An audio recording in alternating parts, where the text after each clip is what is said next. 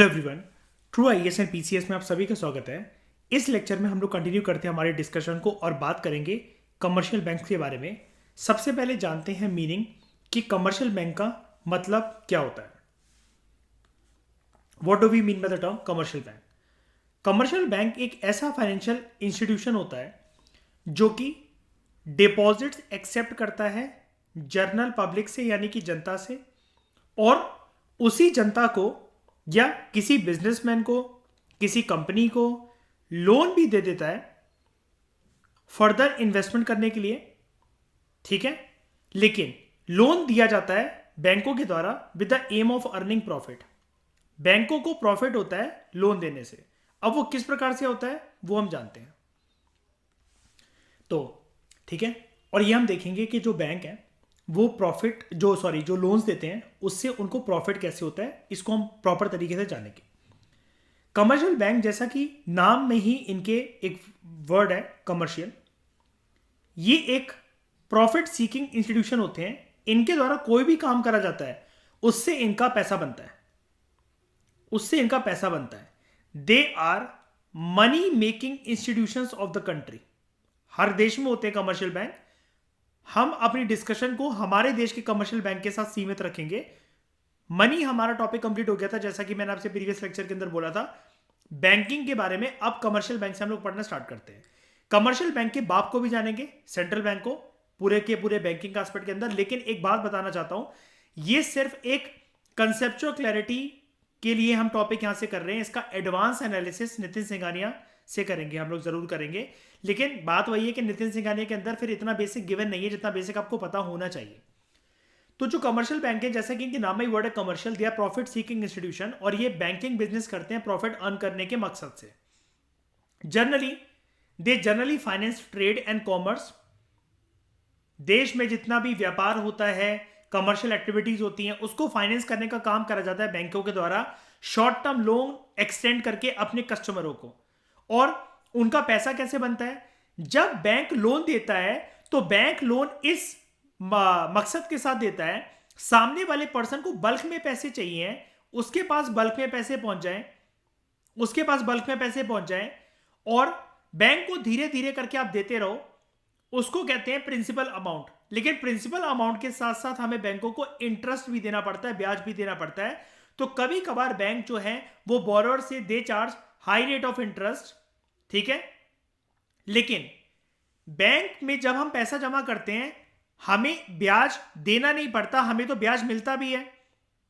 तो बैंक इसके बीच में अपना मार्जिन मेंटेन रखते हैं, यानी कि ये ब्याज मान लो जो बैंक ने खुद जनरेट करा, और ये ब्याज वो मान लो जो कि डिपॉजिटर्स को देना पड़ता है। आपने, मैंने, हम सब ने खाता खोला हुआ है अलग अलग बैंकों के अंदर। बैंकों में पैसा रखने से जो हमें ब्याज मिलता है साल का, कितने भी टाइम की ड्यूरेशन का, ये जो बोरोअर से अगर इन्होंने किसी को लोन दे रखा है, उससे जो ब्याज इनको मिलता है वो ज्यादा अमाउंट का होता है, और जो हमें बैंकों में पैसा रखने का जो ब्याज मिलता है वो बहुत कम होता है।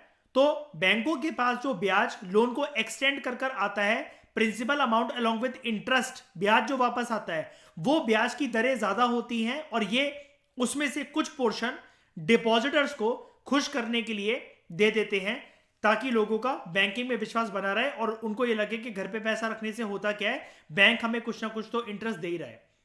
ठीक है, इन सबसे ज्यादा मूर्ख लोग यही होते हैं। ये हम बात करेंगे क्यों।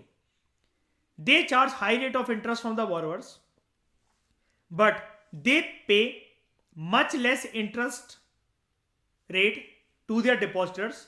तो इसके बीच में जो ये डिफरेंस आता है, ब्याज इन्होंने लिया और हमें ब्याज दिया बीइंग अ डिपॉजिटर, ये जो दो रेट्स ऑफ इंटरेस्ट है, ये मेन सोर्स ऑफ प्रॉफिट होता है बैंकों का। ये अपने आप में क्वेश्चन बन सकता है यूपीएससी का, और ऑब्वियसली बात है स्टेट पीएससी का तो बन ही सकता है। ठीक है, कि बैंकों का मेन प्रॉफिट होता कैसे है, और कमर्शियल बैंक को कमर्शियल क्यों कहा जाता है। शाइनी, आपने इको से, इकोनॉमिक्स से एमए कर रखी है, इंटरव्यू में इस क्वेश्चन के लिए रेडी रहना, इस तरीके के क्वेश्चंस के लिए। ठीक है, इकोनॉमिक्स आपकी बहुत स्ट्रांग होनी चाहिए शाइनी, बहुत स्ट्रांग। ठीक है, most of the Indian joint stock banks are commercial banks. ज्यादातर इंडिया में जो बैंक्स हैं ज्वाइंट स्टॉक बैंक्स, मतलब वो कहीं ना कहीं छोटे छोटे ब्रांचेस को मिलाकर एक बड़ा उन्होंने एक पूरे के पूरे एक बैंकिंग स्ट्रक्चर बनाया पूरा का पूरा, ठीक है, वो कमर्शियल बैंक्स हैं, like PNB, Punjab national bank, Allahabad bank, Canara bank, Andhra bank, bank of Baroda etcetera, ठीक है। इन्वेस्टमेंट के लिए इनको माई टिप भर भर के बाय कर लो इनके शेयर, ठीक है। Mind, all financial institutions are not commercial bank. ऐसा नहीं है कि हर कोई जो पैसे की लेन देन कर रहा है देश के अंदर वो फाइनेंशियल इंस्टीट्यूशन कमर्शियल बैंक्स हैं, क्योंकि कमर्शियल बैंक को कमर्शियल बैंक कहने के लिए जो टाइटल मिलेगा, ठीक है, वो दो फंक्शन से आता है, डुअल फंक्शन से आता है। If they do not perform these dual function, जो कि हम अभी पढ़ने जा रहे हैं, तो उन फाइनेंशियल इंस्टीट्यूशन को कमर्शियल बैंक नहीं कहा जा सकता। Accepting deposit and giving loans, example, post office जो हैं उनको बैंक कंसिडर नहीं करा जाता, they are not banks because they do not give loans. UPSC का क्वेश्चन और स्टेट पीएससी का क्वेश्चन, ये पोस्ट ऑफिस के बारे में डायरेक्टली बन सकता है। हमने पोस्ट ऑफिस के बारे में एक चीज देखी थी, वो मैं आपको रिकॉल करवा देता हूं जरा। ये ऑल्टरनेटिव मेजर्स ऑफ मनी में भले ही इनको बोला जा रहा है यहां पर पोस्ट ऑफिस सेविंग बैंक्स, ठीक है, लेकिन दीज पोस्ट ऑफिस प्रॉपर तरीके से कमर्शियल बैंक की डेफिनेशन के अंदर नहीं आते। ऑब्वियस ही बात है, बैंकिंग एक्टिविटी हो रही है तो बैंक तो कहेंगे ही हम लोग इनको। कमर्शियल बैंक के उसमें नहीं आते दायरे में, उसकी डेफिनेशन में, क्योंकि यहां पर डुअल फंक्शन होने चाहिए कमर्शियल बैंक के। अब ये छोटा सा क्वेश्चन है, ये जो प्रिम से डायरेक्ट क्वेश्चन बन सकता है कि आप बहुत ज्यादा सोर्सेज से ना पढ़ो, पूरा का पूरा बैंक के बारे में ना भी पढ़ो ना, तो आपका एटलीस्ट इतनी समझ आपके अंदर डेवलप हो जाए कि भैया पहले मैं ये तो जान सकूं कि बैंक क्या होते हैं, बैंक बोला किसको जाता है, और कमर्शियल बैंक को कमर्शियल क्यों बोला जाता है। क्या कोई भी बैंक कमर्शियल बैंक की डेफिनेशन के अंदर आ जाएगा? ये चीज है, दो फंक्शंस होने चाहिए, नहीं आ पाएगा हर कोई बैंक कमर्शियल बैंक की डेफिनेशन के अंदर until and unless it does not perform the dual function of accepting deposits and giving loans। और पोस्ट ऑफिसेस को बैंक कंसिडर नहीं करा जाता because they are not involve in giving loans to their customers.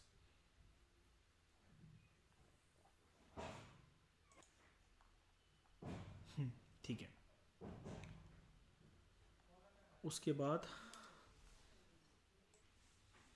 Functions of commercial banks, ठीक है। Prelims oriented question and state PSC में, सिर्फ और सिर्फ स्टेट पीएससी में mains oriented question. Main functions क्या है कमर्शियल बैंक के? The two most distinctive features of commercial banks are, ये हमने देखा भी, एक बोरोइंग, दूसरा लैंडिंग। दैट इज बोरोइंग क्या मतलब, डिपॉजिट एक्सेप्ट कर लेते हैं बैंक और उन्हीं डिपॉजिट्स को कस्टमर के घुमा फिरा के वो पैसा देते हैं दूसरे कस्टमरों को ब्याज पे। नॉर्मल भाषा में अगर हम लोग बोले, बैंक ब्याज पे दूसरों को पैसे देता है, और वो पैसे किसके होते हैं? बैंक ने खुद नहीं क्रिएट कर रखे होते वो पैसे, आपके मेरे जैसे दूसरी जनता के डिपॉजिट्स होते हैं वो। उस पे बैंक जो ब्याज अर्न करता है वो बैंक का प्रॉफिट होता है। लेकिन ये प्रॉफिट थोड़ा सा, अगर मैं इसको ऐसे लिखूं, ये प्रॉफिट इतना बड़ा हमें दिखता है, this profit is somewhat this, और हमें भी बैंक में पैसे डिपॉजिट करने पर ब्याज हमें भी मिलता है, लेकिन हमारा profit is somewhat like this, क्योंकि यहां पर जो बैंक को इंटरेस्ट रेट प्राप्त हुआ वो ज्यादा बड़ा है एज कंपेयर टू जो इंटरेस्ट रेट हमें प्राप्त होता है किसी बैंक में खाता खुलवाने के बाद उस बैंक में अपने पैसे रखने से, ठीक है। Accepting of deposits, accepting of deposits number 1 function है कमर्शियल बैंक का। ये कमर्शियल बैंक या कोई भी बैंक देश में इसलिए बना होता है, अगर प्रॉपर तरीके से अगर हम लोग बोलें, सिर्फ एक बैंक को बोल देते हैं, और चलो अगर बहुत लॉजिकल तरीके से बोलना है तो कमर्शियल बैंक को ले लेते हैं। कमर्शियल बैंक को लाने का पर्पस ही किसी देश में यही होता है कि वो डिपॉजिट तो एक्सेप्ट करेंगे ही करेंगे, लोन भले ही ना दे कोई बात नहीं, और लोन नहीं देंगे तो कोई बात नहीं बेटा, कमर्शियल बैंक की डेफिनेशन से बाहर भी हो जाओगे। दो डुअल फंक्शन में फिर, क्योंकि दोनों चीजें आनी चाहिए, लेकिन प्राइमरी फंक्शन कोई ना कोई, ये बैंक का टाइटल जिसके पास होता है ना, जिसको हम लोग बोलते हैं BANK, भले वो कमर्शियल बैंक ना हो, लेकिन बैंक का टाइटल जिसके पास है, डिपॉजिट तो एक्सेप्ट करेगा, लोन देना दे उससे फर्क नहीं पड़ता, डिपॉजिट एक्सेप्ट होंगे। Acceptance of deposit. Commercial bank deposit accept करता है किस किस फॉर्म में? हमारे करंट अकाउंट होते हैं बैंक के पास, सेविंग अकाउंट का खाता खुल सकता है, या आप अपने पैसों की एफडी करवा लो, फिक्स डिपॉजिट करवा लो। ठीक है, एफडी जनरली करवाने को करवा सकते हो, लेकिन अच्छा ऑप्शन नहीं माना जाता। जिन लोगों को थोड़ा सा फाइनेंशियल नॉलेज नहीं होती ना, तो वो एफडी करवाने का सोचते हैं। एफडी एक अच्छा ऑप्शन नहीं होता, बिकॉज एफडी फिक्स डिपॉजिट्स, ध्यान से सुनना, फिक्स डिपॉजिट जो हैं वो कभी भी एक चीज को बीट नहीं कर सकते देश में, क्योंकि एफडी जनरली आप कैसे करवाओगे? 1 साल, 3 साल, 5 साल, 7 साल, मतलब ये तो मैं बोल रहा हूँ, कितने की भी महीनों की भी हो सकती है, कोई टेंशन नहीं है। बट एक बात बोल रहा हूँ, एफडी जनरली करवाओगे तो ज्यादा इंटरेस्ट रेट के हिसाब से जनरली वो करवाओगे। ठीक है, जो फिक्स डिपॉजिट है वो कभी भी देश में इसको बीट नहीं कर पाता। जिस टाइम पर आपको फिक्स डिपॉजिट टूटने के बाद जब अपना ब्याज मिलेगा भी ना, उस टाइम पर महंगाई ज्यादा होगी, यानी कि आपकी एफडी प्लस आपको जो इंटरेस्ट मिला वो यहां पर है, लेकिन उस टाइम पर महंगाई पहुंच गई होती है यहां पर। और एफडी से भी वर्स्ट सिनेरियो में जो आप करते हो कि सेविंग अकाउंट में अपना पैसा रखना, वो आपका यहां पर होता है, यानी बैंकों के अंदर पैसा रखना है ऐसा करके। ठीक है, तो मयूर क्या करना चाहिए ऐसे लोगों को?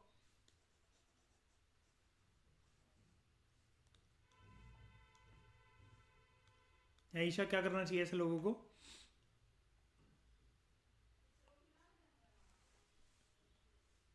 बताओ, सब लोग बताओ क्या करना चाहिए ऐसे लोगों को? नहीं, ट्रेडिंग, बात ट्रेडिंग को प्रमोट करने की नहीं कर रहा। ट्रेडिंग में नहीं, मतलब आपको अपना पैसा जनरली ऐसा ऐसा बोला जाता है कि आप या तो म्यूचुअल फंड्स के अंदर डालो, बिकॉज ये इन्फ्लेशन को बीट कर सकते हैं, या फिर आप कुछ अच्छे क्वालिटी के स्टॉक्स में डालो जिसको आप आराम से कुछ सालों तक होल्ड कर सकते हो। और होल्ड कैसे कर सकते हो? वो स्टॉक्स आइडेंटिफाई करा करो जो कि ईयर के डिमांड जोन में हो। ठीक है, और म्यूचुअल फंड क्या होता है, आप अपना म्यूचुअल फंड खुद भी बना सकते हो। बेस्ट क्वालिटी के स्टॉक्स लो जो कि ईयरली या हाफ ईयरली की डिमांड जोन में हो। ऐसा स्टॉक 1, ऐसा स्टॉक 2, ऐसा स्टॉक 3, ऐसे 10-15 स्टॉक जो है वो एन नंबर ऑफ स्टॉक्स अपने बना लो अपने कैपिटल के हिसाब से। एंड ये बेस्ट क्वालिटी के जो स्टॉक्स हैं, ये आपका जो कॉम्बिनेशन होता है कि इसी को कहते हैं म्यूचुअल फंड। तो म्यूचुअल फंड कोई सजेशन नहीं होती है, म्यूचुअल फंड बंदा अपना खुद भी बना सकता है। ठीक है, एंड इसमें आप पैसा होल्ड करके रखो, आपका डेफिनेटली पैसा ग्रो होता है बहुत अच्छे तरीके से।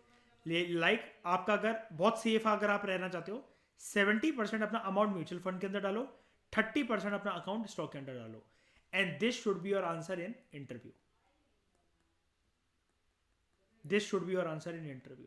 और वो पूछे क्यों आप उसके लिए मना क्यों कर रहे हो सेविंग अकाउंट वगैरह या फिर एफडी करवाने से, बोलना सर रिकॉर्ड्स से that no bank in our country या किसी भी कंट्री के अंदर वो एफडी पर या बैंक में पैसा रखने का इतना ब्याज नहीं देते हैं कि वो इन्फ्लेशन को बीट कर सके। सिंपल इसका आंसर। तो बात हमेशा हर जगह ट्रेडिंग की नहीं है, लेकिन अब वो इंटीग्रल पार्ट है तो है, क्योंकि यहां पर कुछ भी लिखोगे या कुछ भी बोलोगे ना, ठोके जाओगे इंटरव्यू कमरे में। तो इट कलेक्ट्स कमर्शियल बैंक की बात हो रही है।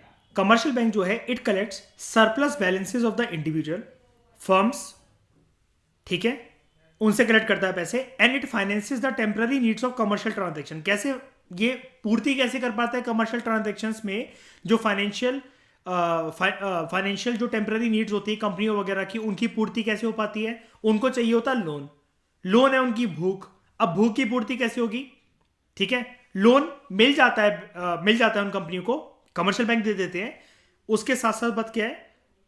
प्रिंसिपल अमाउंट चार्ज करेगा बैंक, जितना पैसा दे रखा है वो तो वापस लेके ही, और इंटरेस्ट। ठीक है, तो फर्स्ट टास्क क्या है कमर्शियल बैंक का? Collection of the savings of the public. लोगों के पास जो भी सेविंग है वो घर की तिजोरियों में, अपने बटुओं में, अपने पर्सेस में ना रखकर वो बैंकों के पास रखें। इस मकसद के साथ बैंक जो होते हैं वो बॉर्न होते हैं। मैं बहुत इंपॉर्टेंट बात बोल रहा हूं, इसको प्लीज ध्यान से सुनना। एप्लीकेशन बेस्ड जो क्वेश्चंस होंगे उनको पहचानने में और लिखने में आपको बहुत मदद मिलेगी। क्या? देखो, अगर बैंकिंग के ऊपर आपसे क्वेश्चन पूछ लिया जाए इंटरव्यू रूम में, या मेंस ओरिएंटेड क्वेश्चन आ जाए, तो बैंक कि सबसे पहले बर्थ के बारे में बताना है, या बर्थ के बारे में आपसे क्वेश्चन पूछा गया है। देखो, बैंकों का जो जन्म होता है वो इसलिए होता है, जैसा कि आपने देखा, जनता के पास देश में कुछ ना कुछ सेविंग्स हैं। ऐसा माना जाता है कि देखो, बैंक ना एक सबसे पहले तो ट्रस्टेबल गारंटर होना चाहिए आपके पैसे का।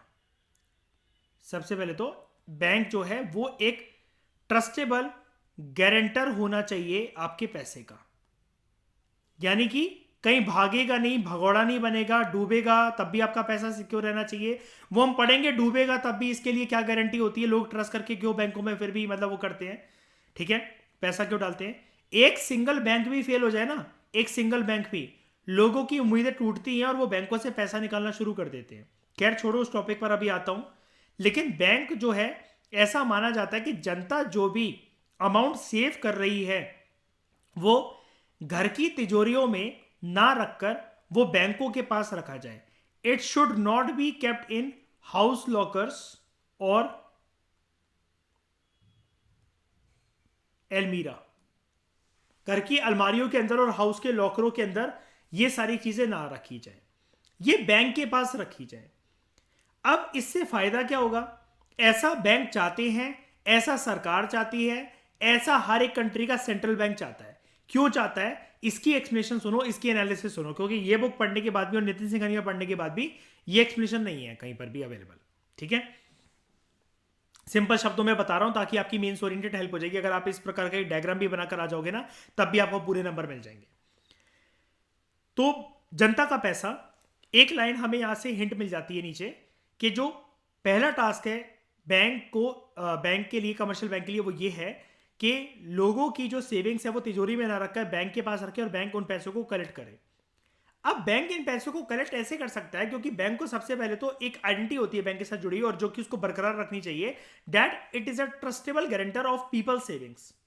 It is a trustable guarantor of people savings. लोगों ने जितनी आमदनी जोड़ जोड़ कर रखी हुई है, वो उन पैसों को अगर बैंक के पास रखेंगे तो बैंक को यह भरोसा दिलासा दिलवाना होगा कि वो एक तो लेकर भागेंगे नहीं। दूसरा, सिर्फ भागने से नहीं होता ना, मैं तुम्हारे पास पैसा क्यों रखूं, क्या मिल जाएगा मुझे एक्स्ट्रा, मैं घर पे रख लूंगा, वो मेरे पास है।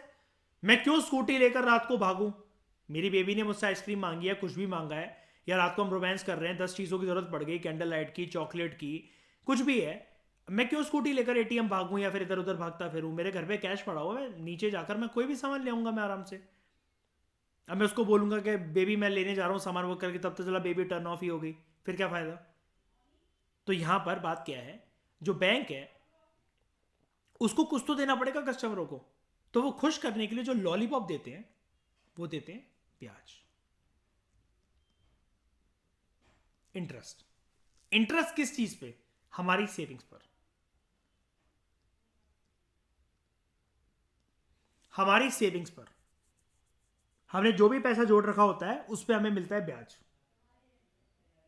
इस पर्पज के साथ बैंक जो होते हैं वो क्रिएट होते हैं। लेकिन बात यहां पर नहीं आती, ये तो थ्योरेटिकल चीज एस्पेक्ट है, और इसके बियॉन्ड क्या एनालिसिस है, इसके पीछे क्या तिगड़म छुपी हुई है, वो ये है, बैंक ना ऐसी हमें ब्याज नहीं दे रहे हैं। फ्री में तो किसी की थूक भी नहीं मिलती है, फ्री में तो किसी से प्यार भी नहीं मिलता है, ठीक है। Every lunch has a payment of it, no lunch is free in life. तो यहां पर अगर ये हमें ब्याज दे रहे हैं, हमारे चाचे का बैंक थोड़ी ना है, हर बैंक हमें क्यों दे रहा है ब्याज? क्या हम बहुत ज्यादा स्मार्ट लगते हैं? लड़कियां बहुत ज्यादा हॉट है, सारे लौंडे जितने बैंक खाता खुलवाने आके 8 पैक ऐप्स हैं उनके, टेबल पे नाच नाच के दिखाएंगे, सब लोग पोल डांस करेंगे, बंदे और बंदियां। किस फायदे के लिए दे रहा है? फ्री में तो जैसा कि मैंने बोला कोई तो अपनी थूक भी नहीं देता है। बैंक ना एक ही माध्यम के साथ खुल रखे होते हैं, हम लोग उनके कस्टमर, और कस्टमर को ना भगवान माना जाता है, लेकिन प्रॉफिट मेकिंग के लिए। हम उनके लिए पैसा बनाने की मशीन है बस एक। और जिस देश की जितनी ज्यादा आबादी, तो बैंक की तरफ लोगों को आकर्षित करना, यानी कि उतने ज्यादा इनकी जेबें पैसों से, गड्डियों से भरी रहना। वो चीज कैसे होती है? हमें तो लॉलीपॉप देती इंटरेस्ट की कि तिजोरी में रखोगे तो वो मोर पंख की तरह 1 से 2 नहीं बनेंगे, वो डबल नहीं होंगे, लेकिन हमारे पास रखोगे तो कुछ ना कुछ चीज हम डबल करके तो नहीं, लेकिन कुछ ना कुछ चीज आपके आपके पैसों पे बढ़ा कर ही देंगे। 100 रुपए अगर आपने रखे हैं तो हम 105 या 107 रुपए 110 रुपए करके ही देंगे। 1 करोड़ रुपए रख रखा है तो 1 करोड़ 5 लाख 1 करोड़ 10 लाख तक हम आपको पक्का देंगे, अगर आप कुछ ड्यूरेशन तक हमारे पास अगर पैसा रखते हो। ये पैसा बैंक अपने आप कैसे बना रहा है? इसके पास कोई सोने की मुर्गी है या फिर क्या है? तो देखो, बैंक ने हमें जो लॉलीपॉप दी है इंटरेस्ट की, कि आप अपनी सेविंग्स पर हमसे ब्याज ले लो जो कि हमारा प्रॉफिट होगा, यानी कि अगर हम वो तिजोरी में पैसा रखते तो वो खर्च हो जाता, लेकिन बैंक में रखने के बाद ऊपर की मलाई हमारे पास और ज्यादा आ गई।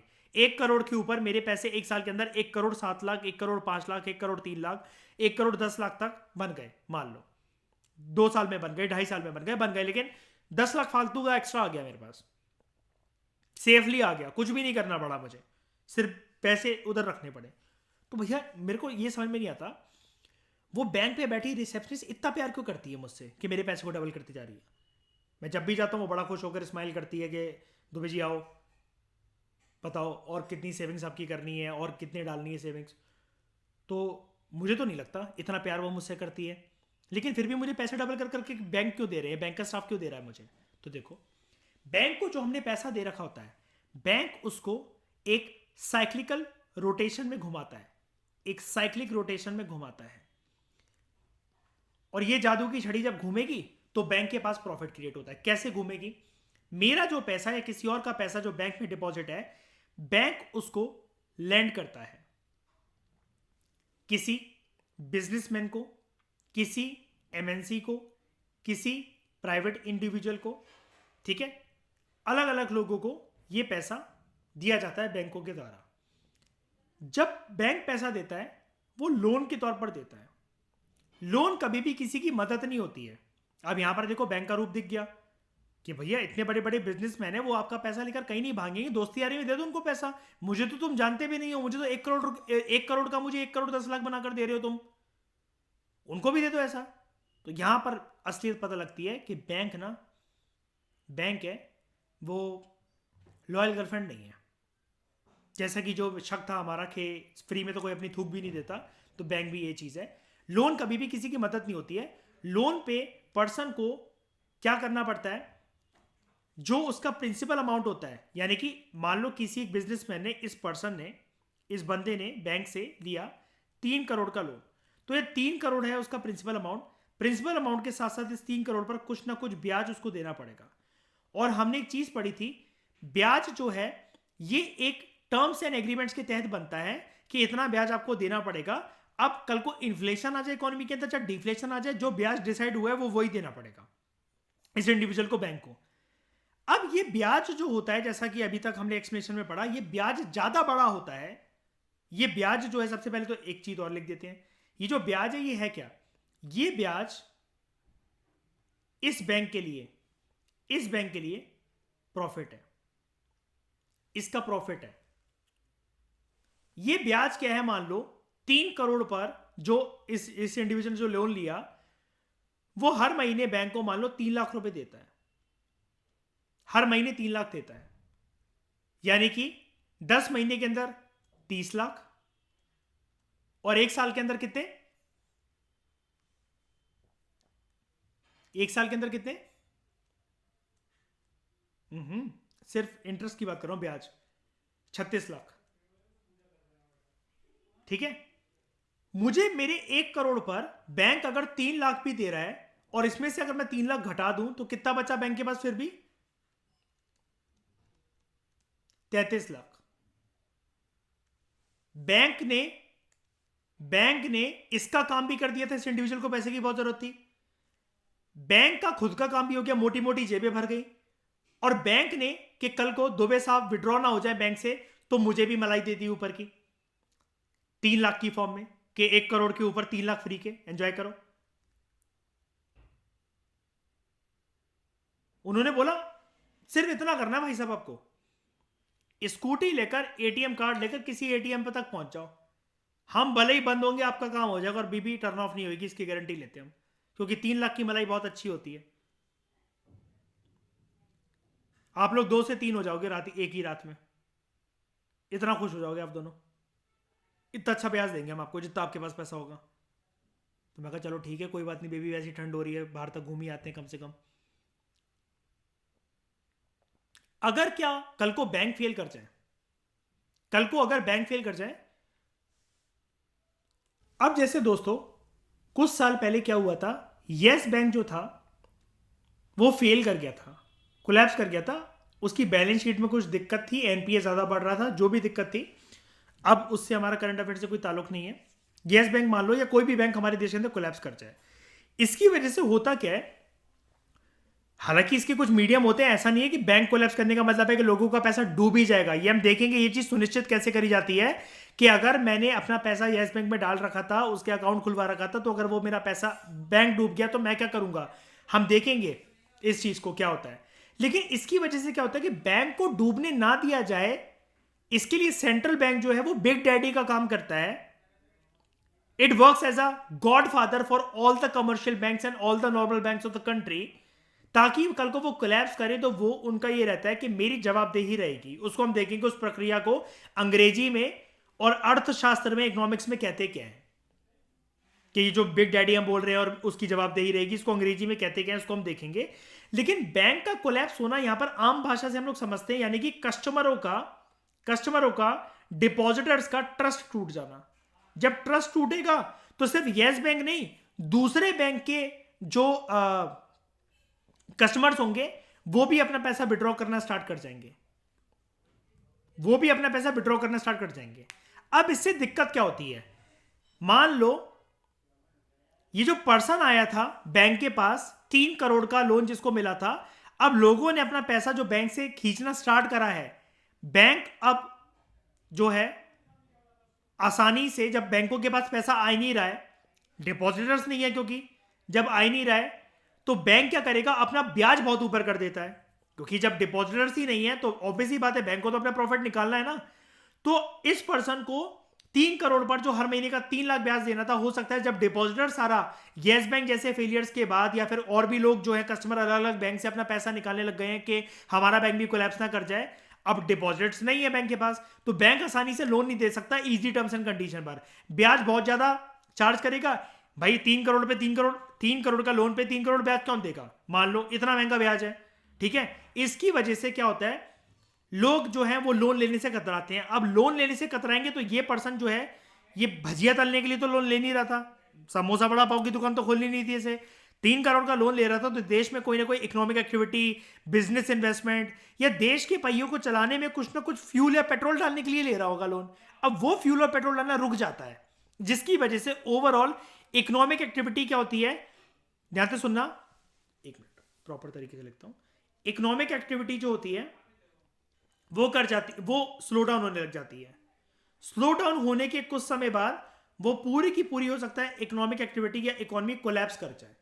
इतना ग्रेटर इंपैक्ट होता है और इतनी रेलेवेंस है बैंक के जन्म की, बैंक के बर्थ की, इतना कुछ करता है बैंक। और ये मैंने आपको एक प्रॉपर एक फॉर्मेट के साथ समझा दिया। अब आप कुछ भी पढ़ने वाले हो, आपको दिक्कत नहीं आने वाली है।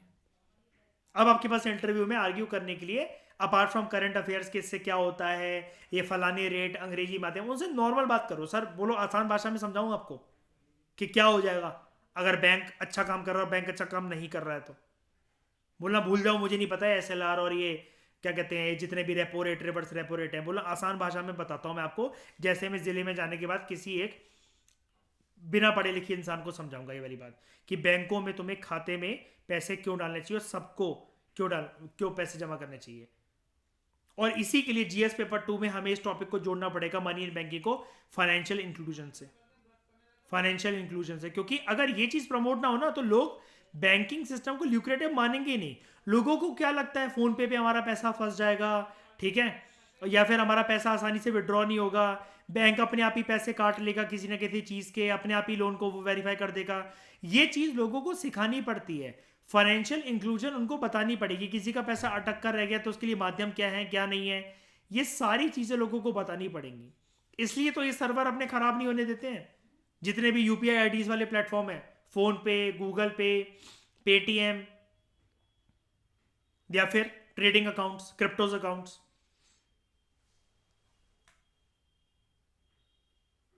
ठीक है, तो फर्स्ट टास्क है जो बैंक का वो है collection of the savings of the public. The bank does this by accepting deposits from its customers. Deposits life line है बैंक की. ये ऐसी है हार्ट बीट, ये ऐसे ऐसे करके करके जो चलती रहती है.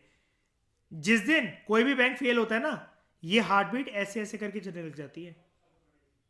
और एक बैंक के कोलैप्स होने के बाद हो सकता है वो फिर बैंक हमेशा के लिए डेड हो जाए और ये सीधी हो जाए रेखा. डेड. ये लाइफ लाइन है बैंक की डिपॉजिट्स.